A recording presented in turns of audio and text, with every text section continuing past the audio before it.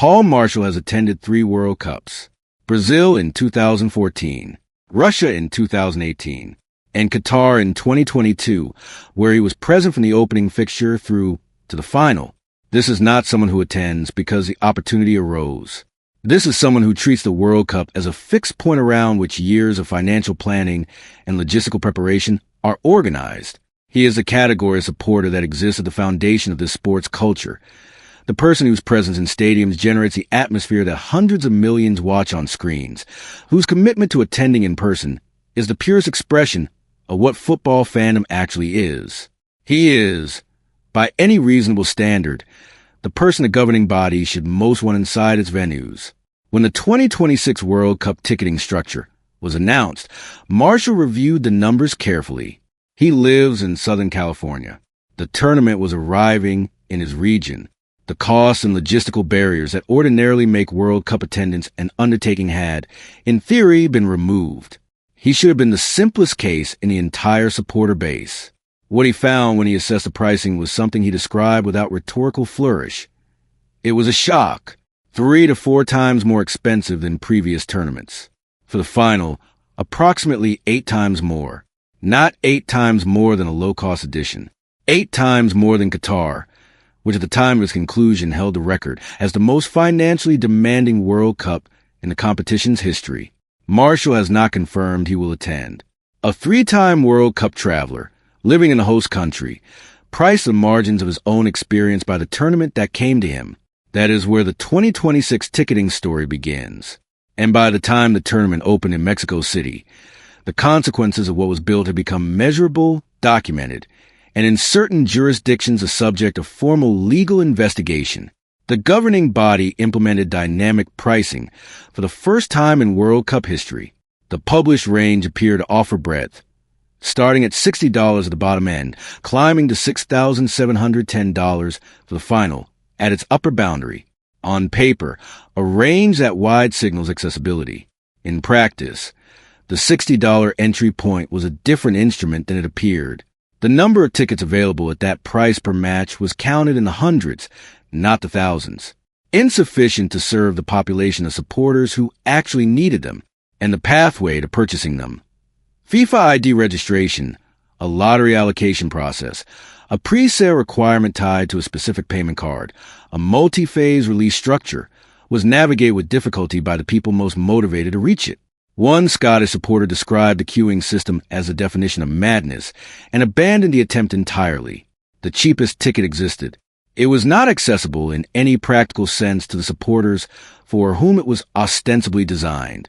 What the dynamic pricing model did across the month of sales that followed was documented with specificity by analysts tracking the market.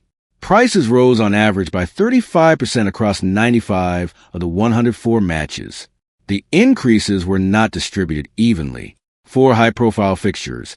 The algorithm read demand signals and adjusted upward sharply. The match between Portugal and Colombia produced price movements that made the original range look like a different product entirely. Ticket traders who had purchased inventory during the early sales window, when prices were lower and the algorithm's upward trajectory appeared reliable, found themselves holding stock that had been correctly priced for a rising market. That market began to soften when the cumulative deterrence of travel restrictions, safety advisories, and ticket costs 3 to 4 times the previous standards started producing measurable behavioral responses.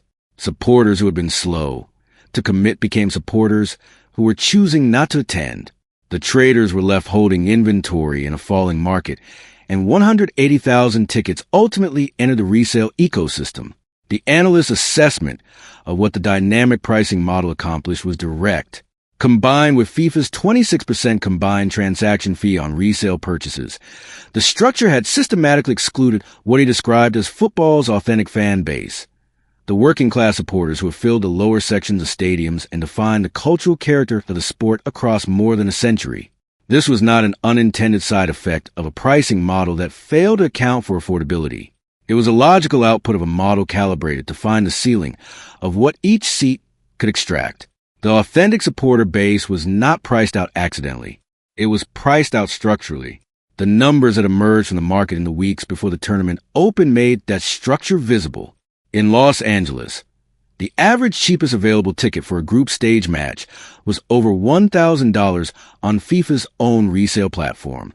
In Dallas, where Lionel Messi's Argentina were scheduled to appear in the group stage, the cheapest available seat also exceeded $1,000.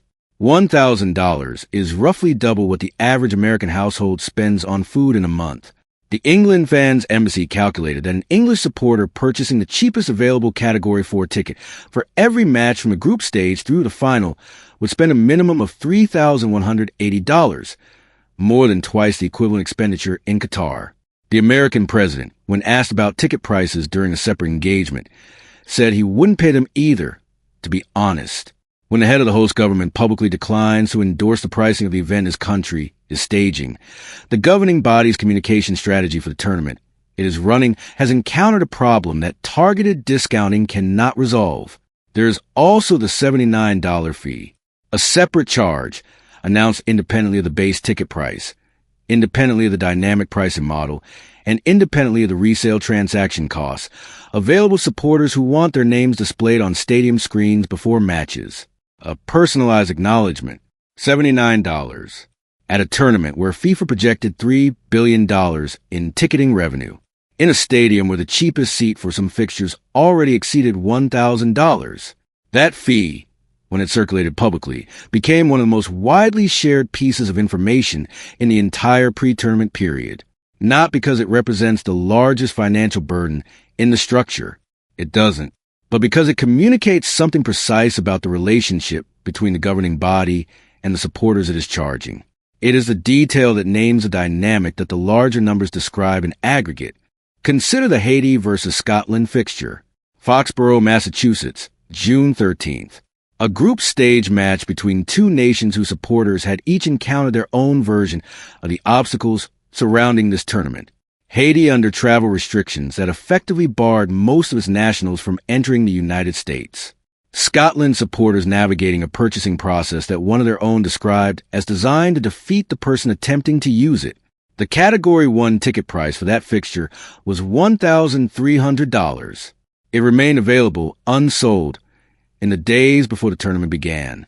$1,300 for a group stage match in a stadium situated in a New England town of 18,000 people that had nearly withheld its operational license over unpaid security funding. At a tournament where $79 purchased the right to see your name on a screen. The market FIFA constructed did not arrive at this configuration through miscalculation. It was assembled through a sequence of deliberate decisions. How to set base prices, how to structure the release process, how to deploy dynamic adjustments, how to price and configure the resale platform. Those decisions generated $3 billion for the governing body. They also produce a host city financial shortfall estimated at a collective minimum of $250 million. Hotels across 11 American venues stocked up for an international visitor volume that the ticket market's actual behavior did not produce. Cities deployed staffing and municipal resources against economic projections that were calibrated to a version of demand a pricing structure ultimately deterred. Small businesses in Kansas City, Houston, Seattle, and Philadelphia made investment decisions based on official tournament projections that the secondary ticket market, the hotel occupancy data, and the aviation booking figures have not validated. The model that generated $3 billion for the organization in Switzerland left the cities whose stadiums, security infrastructure, and public services made those $3 billion possible managing the distance between what they were told to expect and what arrived. The market has since adjusted in partial ways. Prices for lower-profile fixtures declined enough in the pre-tournament weeks that some supporters who had stepped back during the peak pricing phase found their way back to the purchasing threshold. Last-minute demand as the tournament began to move through its early stages will recover some of the inventory gap in Dallas and elsewhere. The Azteca on opening night held 83,000 people regardless, because there's a ceiling beyond which no commercial architecture can diminish what a full stadium at a World Cup opening match produces. But the deeper cost of the pricing model is not measured in unsold inventory that eventually clears. It is measured in the character of the attendance that the model, where it succeeded most completely, actually produced. $1,000 for the cheapest seat at an Argentina group stage match. $32,000 for a premium final ticket listed on FIFA's own platform. Those price points do not bring football supporters into stadiums. They bring a different audience. People for whom four figures represents a discretionary entertainment line item, rather than a life-organizing financial commitment. People for whom the World Cup is a social occasion with football in the background, rather than a consummation of years of devotion to a national team.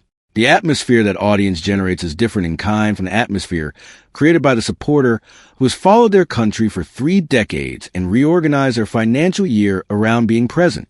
Paul Marshall, 3 World Cups across 12 years, Southern California resident. Supporter the kind that governing bodies cite in mission statements and fail in commercial models. Looked at prices 8 times higher than what he had previously paid and found himself a position that had no precedent in his history with this sport. The Scotland supporter who gave up on the queue. The English fan whose calculation of minimum expenditure from group stage to final produced a figure more than double Qatar. The communities in Haiti and Iran whose nationals face legal barriers to attendance that no ticket purchase could bridge. The 180,000 tickets that entered the resale market. The $1,300 group stage seat in Massachusetts that sat unsold. The $79 screen acknowledgement fee. Together, these are not a list of complaints.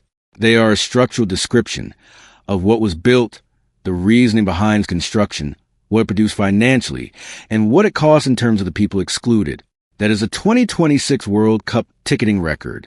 It will remain accurate regardless of what the football produces between now and July 19th. The question it leaves behind is one that the next hosting cycle will eventually have to answer in concrete terms.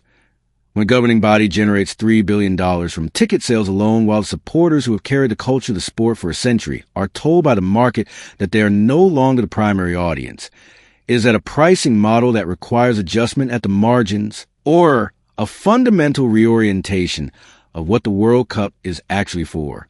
And if you have followed football long enough to have experienced the difference between a stadium filled with committed supporters and one filled with the audience that 3-figure pricing attracts, which version of the game do you believe the World Cup is supposed to be?